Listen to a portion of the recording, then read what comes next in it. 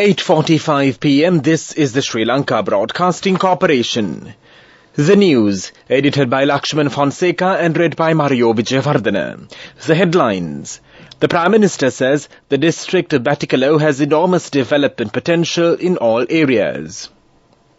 Only one school term test to be held for the entire year from next year. Agriculture Minister authorities to provide compensation to farmers whose crops were damaged due to the prevailing drought. The annual festival of the historic Mana Our Lady of Madhu shrine began with the flag hoisting ceremony this evening. 81 institutions offering NVQ certificate courses have been suspended due to low standards. Senior UN officials say fighting has plunged Sudan into a humanitarian catastrophe. Prime Minister Dinesh Gunawardena states that steps will be taken to immediately compile a 2-year long-term comprehensive development plan for the Batticaloa district. He said the area comprises of agricultural, fisheries and many more avenues to be promoted. Therefore, the government has taken measures for extensive developmental plans to be implemented in the area, the Prime Minister added. He made these remarks at the meeting of the National Integration Participatory Development Programme, Alut Gamak Alut Ratak, held at the Batticaloa Divisional Secretariat recently.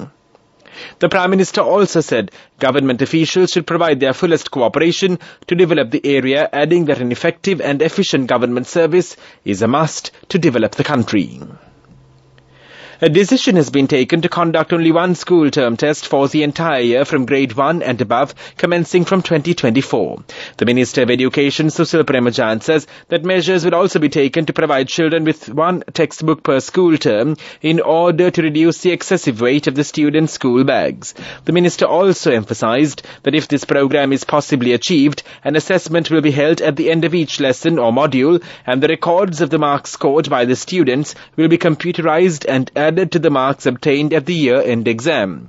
The Minister explained that initially 70% of the marks will be given by the final exam, while the remaining 30% will be given with the marks obtained at the module assessments. Gradually, the percentage will be brought up to a range of 50%, he added.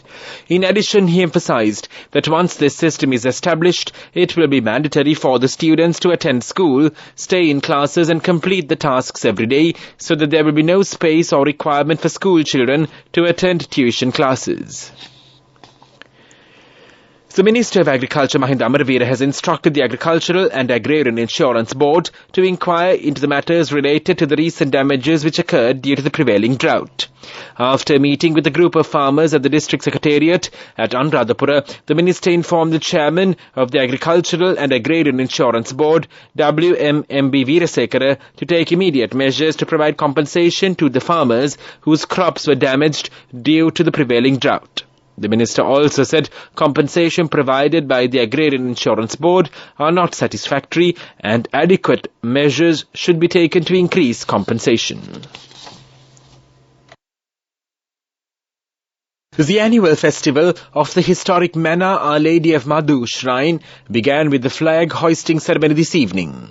This was followed by the Holy Rosary, and Mass will be offered 9 days every evening. Our correspondent said that a large number of devotees have participated in the event. He added a special Eucharistic service will be held and a Eucharistic blessing will be given to the devotees on the evening of the 14th of this month. On the next morning, on the 15th, at 6:15 a.m., the celebration of the festival Mass will be conducted by the bishops of Mena.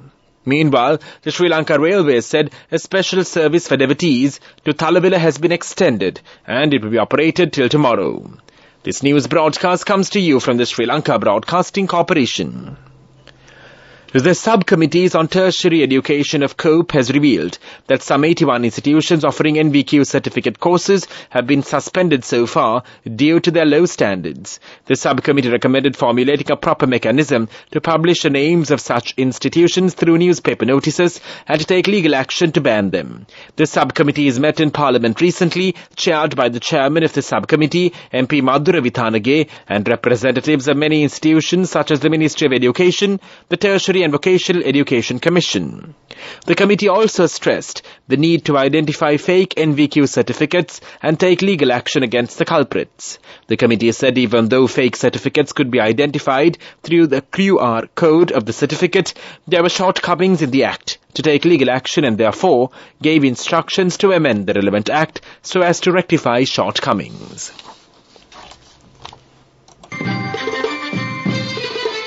The main news story is brought to you by Siddhalepa Vedamahatmya. 15 megawatts of wind power was added to the national grid this morning. The Minister of Power and Energy, Kanchana Wijayasekara, stated that the wind power plant by Windforce and Hiruras Power with 6 wind turbines was constructed in Mannar with local engineers and commissioned before the scheduled completion date. Situated in the wind-rich Mannar wind belt, this unique project marks a significant milestone in Sri Lanka's renewable energy journey, Windforce plc said. The company said in a statement with Windforce holding a 100% stake and a combined capacity of 15 megawatts would increase their total installed capacity to an impressive 245.1 megawatts. The completion of the Hiruras Power Private Limited wind power project in Mannar, Sri Lanka stands as a remarkable achievement and a testament to the potential of renewable energy in the region, it said.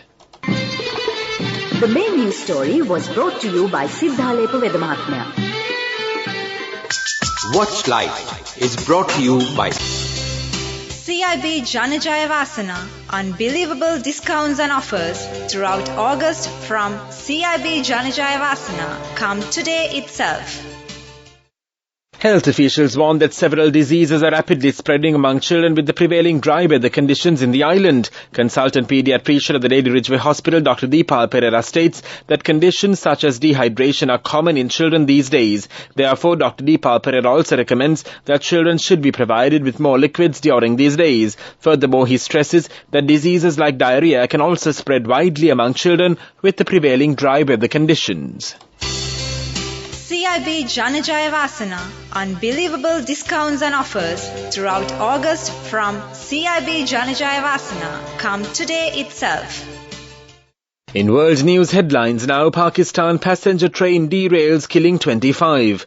The Taliban bans girl students from attending school beyond the 3rd class. Senior UN officials say fighting has plunged Sudan into a humanitarian catastrophe. At least 20 people have been killed and 50 injured when a train derailed in southern Pakistan, officials say. Several carriages of the Hazara Express overturned near the Sahara railway station in Nawasabah, about 275 kilometers from the largest city, Karachi. Wounded passengers have been moved to nearby hospitals. Rescue teams are trying to free people from the twisted wreckage. Accidents on Pakistan's antiquated railway system are not uncommon. The railway minister Said Rad Rafiq says initial investigations showed the train was travelling at normal speeds and they were trying to establish what led to the derailment. A railway spokesperson in Karachi said at least 8 carriages went off the track. Local Taliban officials have reportedly banned girls over 10 years of age from attending primary school classes in some provinces of Afghanistan. Officials from the Taliban-ruled Ministry of Education told principals of schools and short-term training classes in the Ghazni province that any girl over 10 years of age is not allowed to study in primary schools. A student in the 6th grade for which the Taliban had permitted education last year said that girls who are over 10 years old were not allowed to enter schools. In some provinces, the local authorities of the Ministry of Preaching and Guidance separated girls based on age, the report claimed, adding that officials asked the principals of the girls' schools to send the female students above the 3rd grade home. UN officials say the conflict in Sudan has left 24 million people, half the country's population, in need of food and other assistance, but only 2.5 million have received aid because of vicious fighting and a lack of funding. Eden Versenaur, Director of Operations for the UN Humanitarian Agency, and Ted Chaiban, Deputy Executive Director of the UN Children's Agency UNICEF, who just returned from Sudan, painted a dire picture of devastation and upheaval in Sudan with no peace talks in sight. Versenaur said hotspots such as the capital of Khartoum and the southern Kordofan and western Darfur regions have been shattered by relentless violence. Nearly 4 million people have fled the fighting, facing scorching heat up to 48 degrees Celsius and threats of attacks, sexual violence and death, she said. And now the main points of the world news segment once again. Pakistan passenger train derails, killing 25.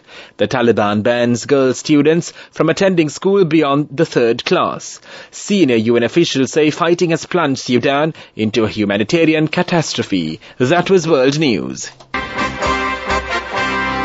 Development News is brought to you by Vacancies for women from Deshakti Lanka for housemaids in Kuwait, Oman and Saudi Arabia for ages 23 to 58 years. Contact number 037 7500 500. The Minister of Port, Shipping and Aviation, Nimal Siripal de Silva, has planned to restore the Thale Manar jetty. The jetty was damaged and deteriorated during the 3 decades of war. The minister said it will soon be developed as a port for passenger cruisers from Rameswaram in India. The Sri Lanka Ports Authority has prepared plans to carry out the renovation works at the jetty, and an amount of 1.8 billion rupees has been estimated as the cost. Along with the renovation works at the jetty, it has also been decided to acquire about 10 acres from the government-owned land bordering the jetty to improve the infrastructure of the port under the first phase. Vacancies for women from Deshakti Lanka for housekeepers, home cooks, caretakers and home nurses in Kuwait, Oman, Saudi Arabia and Singapore for ages 23 to 57 years. Salaries starting from 156,000 rupees. Interviews with foreign agents are now on. Come whether you have a passport or not. Branches, Colombo, Kurunagala, Anuradhapura and Matara. Contact number 037 7500 500. And now in sports news, the FIFA Women's World Cup 2023, reigning champions, the USA are out of the Women's World Cup after being beaten by Sweden on penalties. The USA, who won the last 2 tournaments, dominated the 120 minutes but were denied by an inspired goalkeeping performance from Zakira Musovic.